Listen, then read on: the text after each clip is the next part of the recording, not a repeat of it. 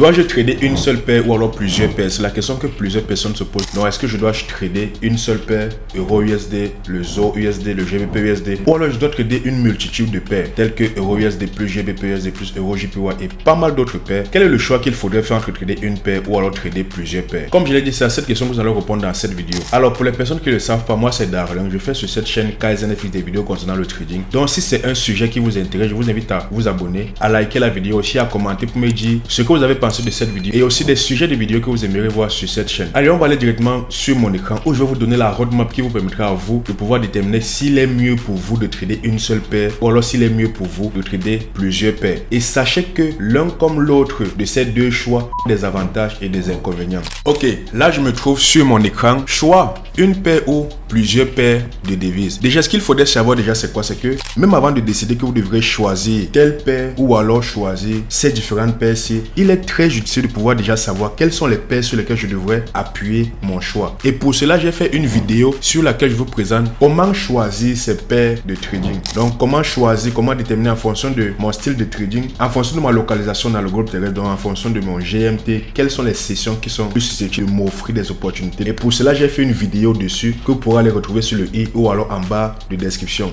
Déjà, ce qu'il faudrait savoir, c'est quoi? C'est que qu'importe le choix que vous ferez, nous avons des avantages et des inconvénients. Donc, que vous décidez de trader une paire ou que vous décidez de trader plusieurs paires. Trader une seule et unique paire de devises. Ici, le premier avantage déjà, c'est quoi? C'est de se dire que vous serez, si vous décidez de trader une seule paire, peut-être Euro USD, soit le Nasdaq, soit le ZO USD, soit GBP JPY, comme je vois certaines personnes le trader, le fait de pouvoir trader une seule peut vous permettre d'être focus et une meilleure maîtrise de l'actif afin de devenir un expert. Il n'y a pas trop d'explications que je vais donner à cela, justement parce que lorsque vous êtes concentré et que vous réunissez toutes vos différentes énergies à analyser une seule paire sur un mois, un an, 2 ans, et que vous tradiez uniquement cette paire et qu'elle est rentable pour vous, il est très logique pour vous que vous finissiez par devenir un expert de cette paire-là. Après 10 000 heures, après 5 ans, après 4 ans, à force de travailler sur cette paire, vous allez comprendre les mouvements de prix, vous allez comprendre tellement de choses sur cette paire. Justement parce que toute votre énergie, tout le travail que vous effectuez est consacré à une seule paire. Vous allez pouvoir déterminer les mouvements, combien de pips ça évolue souvent. Ok, il y a eu ça qui s'est passé l'année passée, est-ce que ça peut se répéter aujourd'hui? Il y a ça qui se passe lorsqu'il y a tel événement, il y a ça qui se passe lorsqu'il y a tel discours de Powell, il y a ça qui se passe lorsqu'il y a ça. Donc à force d'observer une seule paire, il est très facile pour vous, il serait très facile pour vous dans le futur de comprendre réellement comment la paire fonctionne. Le deuxième avantage de trader une seule paire, c'est quoi? C'est de mieux comprendre les tendances et les facteurs qui influencent cette paire de devises. Bon, j'ai mis cette paire avec S et devises avec S.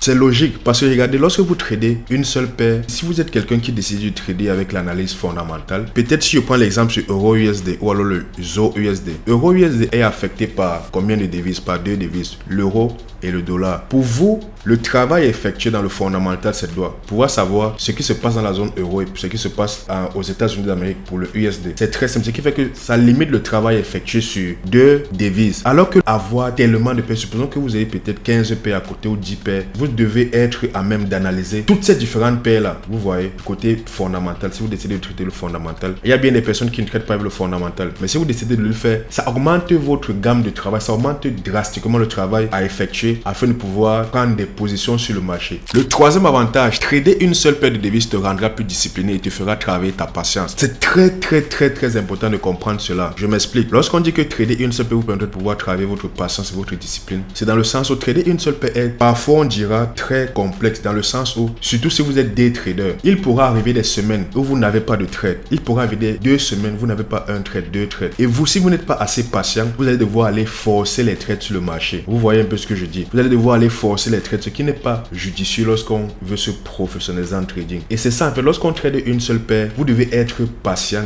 et discipliné pour ne pas forcer les trades, premièrement, et ne pas avoir cette envie-là de toujours être en action, de toujours vouloir, en fait, ce sentiment d'être actif sur le marché. Lorsque vous allez décider de trader une paire, cela va travailler votre patience du fait qu'il n'y aura pas beaucoup d'opportunités sur cette paire-là, justement.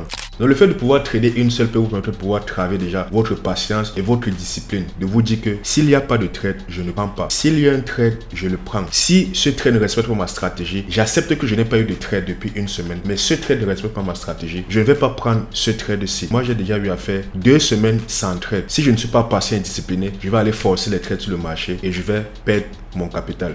Le quatrième avantage, c'est quoi? Vous pourrez développer une stratégie adaptée à cette paire.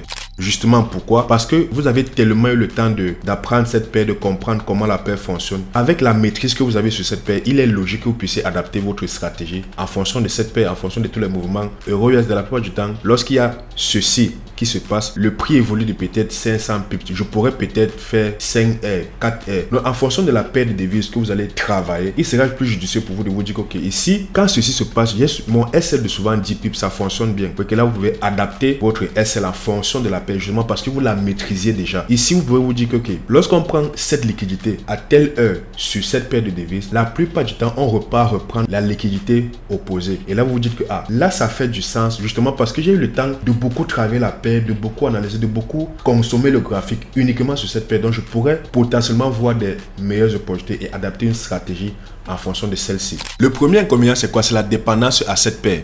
Si vous décidez de trader une seule paire de devises, votre rentabilité dépend entièrement de cette paire de devises. Donc, s'il n'y a pas d'opportunité sur un mois, 2 mois, une semaine, bon, ce qui est quand même rare. Mais s'il n'y a pas d'opportunité, vu que vous êtes dépendant de cette paire, vous avez eu à mettre tous vos différents efforts sur cette paire-là, vous n'allez pas pouvoir ressortir une rentabilité à la fin du mois, justement parce qu'il n'y a pas eu d'opportunité, parce que vous avez décidé d'être patient et discipliné. Et votre dépendance à cette paire-là fait en sorte que vous ne pourrez pas gagner de l'argent parce que vous êtes dépendant à cette paire. C'est de rater les opportunités sur d'autres paires de devises. Logiquement, je ne vois pas. On va parler des médias à 14h pour le dire. Lorsque vous tradez une seule paire, il y a tellement d'opportunités qui se passent sur d'autres paires. Et c'est ça en fait qui pousse les gens à sauter et à faire des erreurs, comme on va le voir sur les erreurs 3 et 4. Le fait de trader une seule paire vous fait rater beaucoup d'opportunités. Le troisième inconvénient ici, c'est quoi? C'est l'overtrading.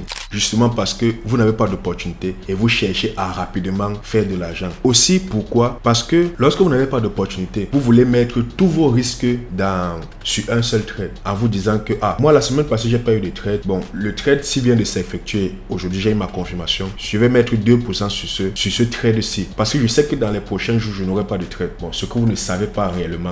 Comme je n'ai pas beaucoup d'opportunités, sur une opportunité, je préfère beaucoup mettre de risques. Bon, overtrader, c'est juste le fait de pouvoir trop trader sans attendre forcément des confirmations. Et le dernier inconvénient pour cette liste, c'est quoi? C'est le FOMO, Fear of Missing Out.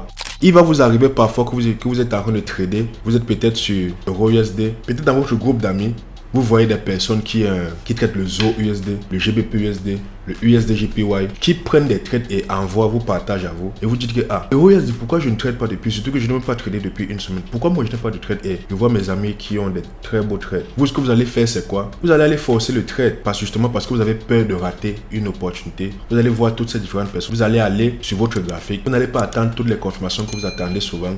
Et vous allez prendre les trades. Et ce qui, la plupart du temps, vous ramène à quoi? À une perte. Vous allez voir du rouge partout. Si vous n'êtes pas patient et discipliné, vous allez effectuer tellement d'erreurs. Donc, restez patient et discipliné lorsque vous décidez de trader une seule paire. Maintenant, qu'est-ce qu'on va faire? On va aller voir les avantages et les inconvénients de trader plusieurs paires de devises.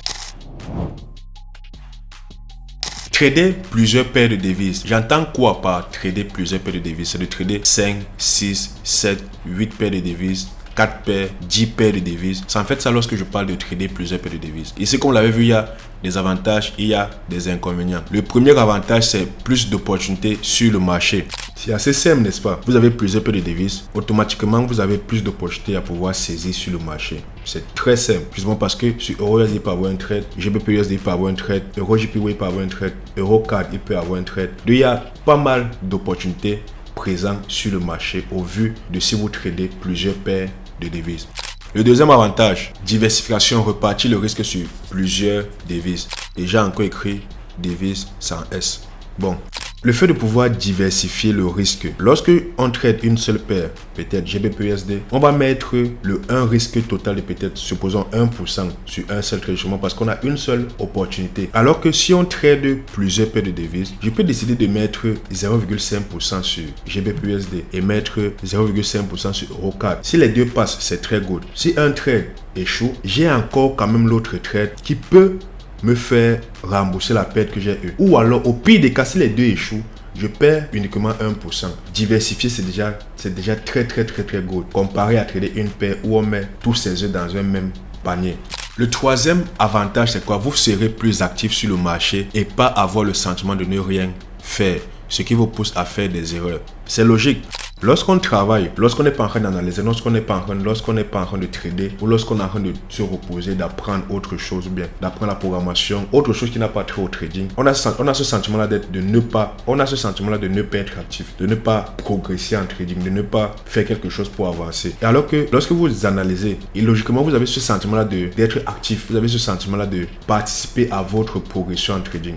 Le quatrième avantage, c'est quoi? C'est la flexibilité. Vous pourrez choisir la paire que vous échangez et quand vous désirez l'échanger en fonction du marché. Et c'est ça aussi qui est un très très gros point sur le fait de pouvoir trader plusieurs paires. Je m'explique. Lorsque je dis que vous avez la flexibilité, ça veut dire quoi? Aujourd'hui, vous tradez plusieurs paires. Vous avez cette capacité-là, en fonction de vos horaires, de pouvoir décider que bon, moi, je vais trader à telle heure et je vais trader telle paire de devises. Justement parce que vous avez plusieurs paires de devises.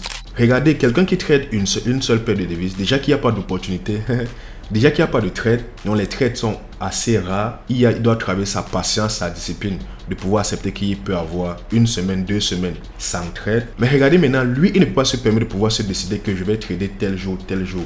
Même le seul trade qui va respecter sa stratégie, peut-être il ne sera pas là et il va perdre le trade. En dehors des avantages, nous avons aussi des inconvénients. Le premier inconvénient, c'est quoi? C'est la difficulté de suivi, donc la surveillance constante. Et c'est justement ça, parce que le fait de pouvoir trader plusieurs paires vous augmente le travail qu'il y a à fournir. Ça, c'est déjà de base.